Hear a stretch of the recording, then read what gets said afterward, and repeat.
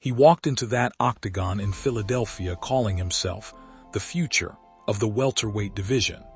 He had already called Islam Makhachev out on live television in front of millions of people. He had told the entire world, without hesitation, that he was the best welterweight on the planet.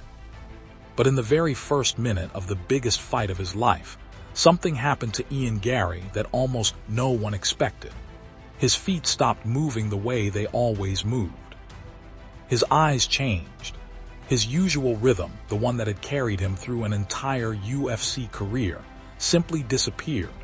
And for a few terrifying seconds, one of the most confident fighters in the sport looked like a man who had just realized, live in front of the entire world, that he may have made a mistake.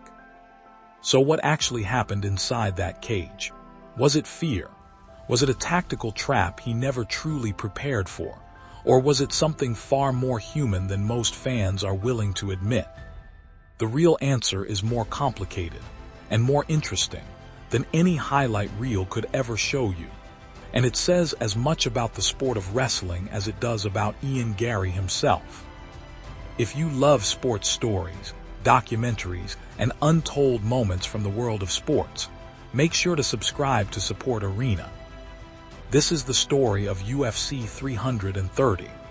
Islam Makhachev versus Ian Machado Garry for the welterweight championship of the world. Live from the Xfinity Mobile Arena in Philadelphia on August 15, 2026. On paper, this was supposed to be a coronation.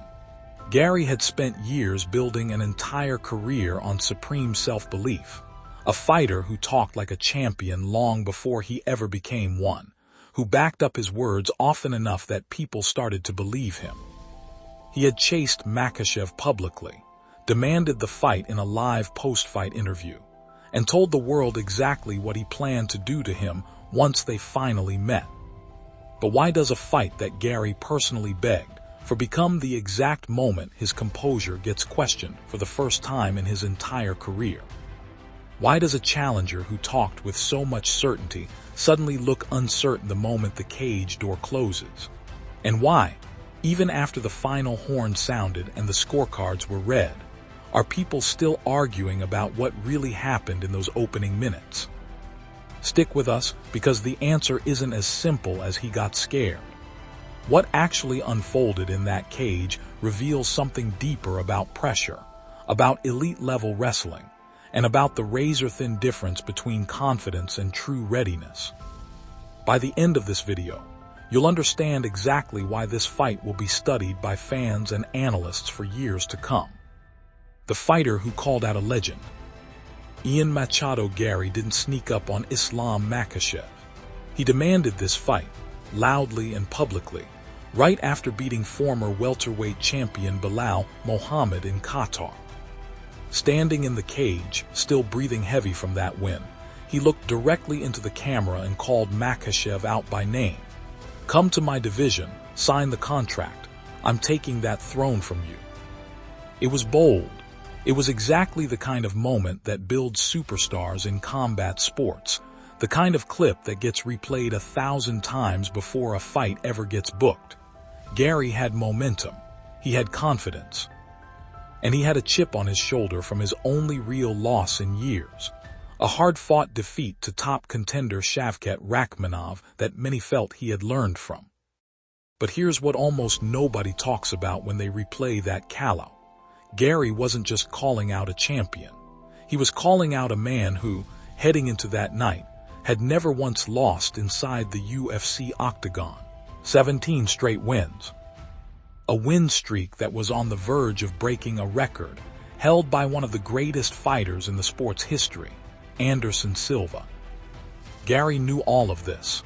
He knew the resume, he knew the wrestling pedigree, he knew the reputation, and he stepped forward and demanded the fight anyway. But this was only the beginning of the story. The first round, when the plan met reality. From the opening bell, Makhachev did exactly what he does to almost everyone he fights. He closed the distance immediately, controlled the clinch against the cage, and looked for the takedown early, not necessarily to finish the fight in round one, but to plant a seed of doubt in Garry's mind. To make the challenger feel, from the very first exchange, that his feet were no longer fully his own. This is the part of the story that gets misunderstood the most by casual fans. People watched those opening minutes and assumed they were witnessing pure fear. What they were actually witnessing was something UFC insiders had quietly predicted for weeks leading into the fight. Elite wrestling pressure doing exactly what it's designed to do: strip away an opponent's rhythm and timing before a single significant strike is even landed. Garry is a fighter who thrives on distance, on constant lateral movement, on picking opponents apart from the outside with sharp combinations. Suddenly, in the biggest moment of his career, he found himself fighting a completely different fight than the one he had spent months training for. Every time he tried to reset his feet and find his range, Makhachev was already there, already pressing forward, already taking away the one thing Garry relied on most. Almost nobody watching live at home fully understood, in that moment, just how close this fight was about to come to spiraling completely out of Garry's control. Round 2, the moment everything nearly ended. Then came the moment that will define this fight forever. Garry was actually starting to find some rhythm. He was doing solid work in the clinch, mixing his hands well, looking like he was finally starting to settle into the pace of a 5-round championship fight. For a brief stretch, it looked like his game plan was working. And then, as he separated from the champion to create space, Makhachev landed a head kick that sent Garry crashing to the canvas. For a split second, the entire arena in Philadelphia held its breath. Was this it?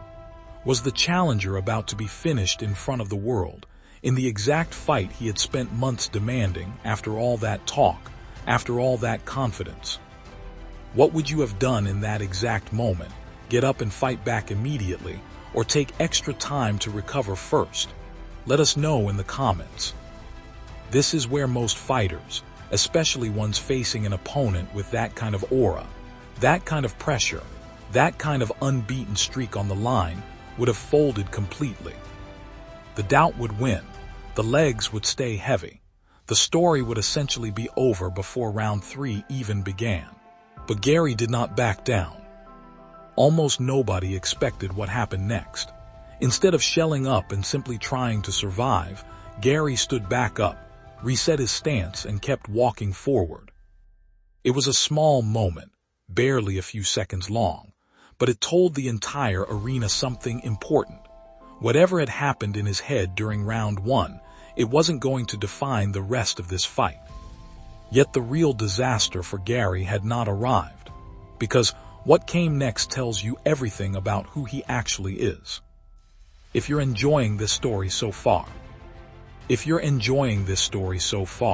don't forget to subscribe, because we cover the biggest sports stories, rise and fall documentaries, and untold moments every single week here on Support Arena.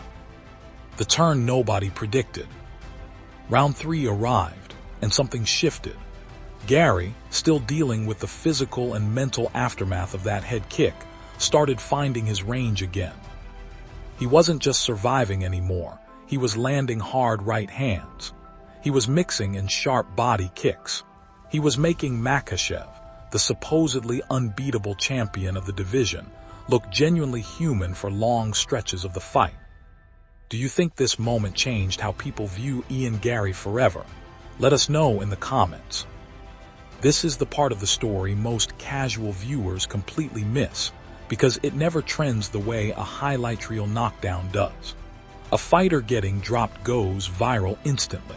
A fighter quietly rebuilding his composure, round after round, against the most dominant grappler in the sport, rarely gets the same attention, even though it's arguably the more impressive achievement. By round 4, Makhachev returned to what he does best: heavy grappling, repeated takedowns, staying glued to Garry on the mat, wearing him down possession by possession. But even then, in the striking exchanges that did happen, Garry was arguably landing the better shots.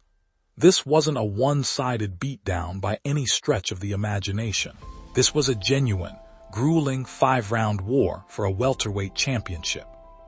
Most fans still don't know just how close the scorecards actually were until the final horn sounded. The final round, a legend almost falls. Heading into round 5, Garry appeared to be the fresher fighter. He landed a hard body kick early. He connected with a straight right hand moments later.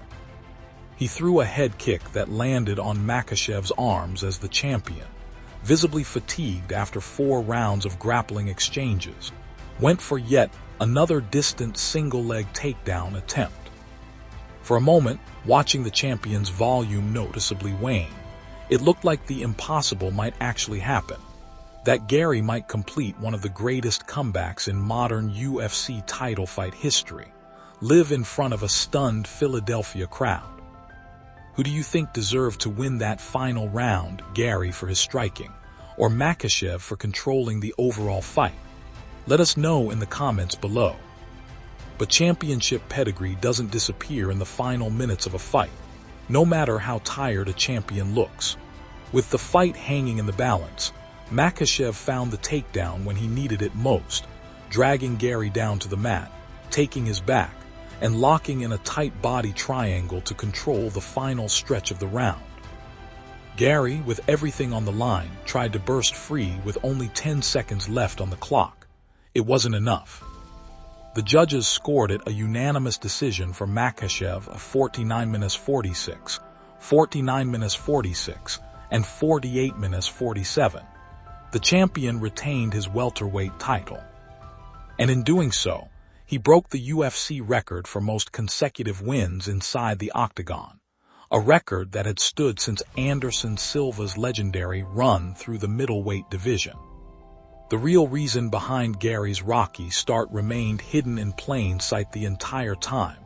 Not fear, not a mental collapse, but the price every single challenger pays when they step in with an opponent whose wrestling has never truly been solved by anyone in the division.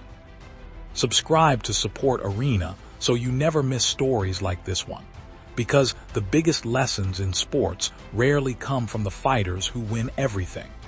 They come from the ones who get tested and refuse to break. So what was the real reason Ian Garry looked like he froze against Islam Makhachev? It wasn't a lack of heart. It wasn't a lack of preparation. And it wasn't the mental collapse so many people rushed to describe online in the hours after the fight. It was the simple, brutal reality of stepping into a cage with a fighter whose wrestling had broken down 17 opponents in a row, and discovering, in real time, in front of the entire world, that belief alone doesn't cancel out elite-level pressure. But here's the part that actually matters, the part that gets lost in every "he froze" headline. Garry didn't collapse under that pressure. He got dropped, he got hurt, and for a few rounds he genuinely looked overwhelmed, but he adjusted. He came back. He turned what looked like the beginning of a one-sided blowout into one of the most competitive welterweight title fights in recent UFC history. One where the champion himself walked away visibly battered, breaking a historic record but far from unscathed. That's the real story behind the headline. Not a fighter who froze and stayed frozen, but a fighter who froze for a moment, and then fought his way back into a fight almost no one believed he could win. Would Ian Garry still be considered the future of the welterweight division if this fight had gone differently in those first 2 rounds? Let us know what you think in the comments below. If you enjoyed this breakdown, subscribe to support Arena for more incredible sports stories, rise and fall documentaries, business breakdowns, and untold moments from the world of sports. We release new stories like this every single week, and you won't want to miss what's coming next. And speaking of what's next, we're going behind the scenes of another champion whose unbeaten streak almost ended in the one fight nobody saw coming. A single night that changed the entire landscape of their sport forever. That story is coming very soon, so stay close.